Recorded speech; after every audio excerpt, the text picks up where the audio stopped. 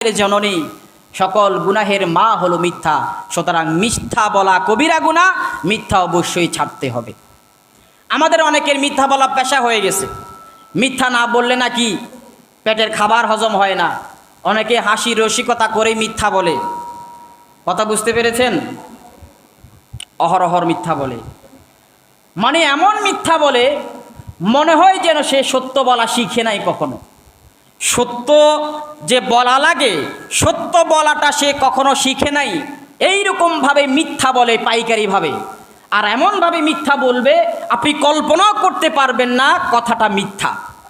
এত সুন্দর করে মডিফাই করে লতা পাতা দিয়া সুন্দর করে সাজিয়ে গুছিয়ে এমনভাবে উপস্থাপন করবে আপনি কল্পনাও করতে পারবেন না এই লোকটা চরম মিথ্যাবাদী। এই লোকটা চরম মিথ্যাবাদী, তার কথা শুনে আপনি বিশ্বাস করতে পারবেন না।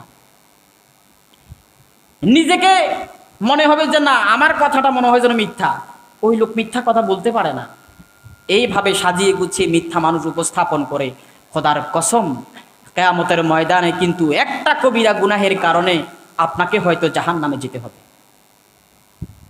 কবিরা গুনাহ 2 নম্বর কি? মিথ্যা বলা। এটা ছাড়তে হবে। পারবেন তো ইনশাআল্লাহ? মিথ্যা ছাড়তে হবে, সত্যকে গ্রহণ করতে হবে। as-sidqu yunji wal kidhbu yuhlik।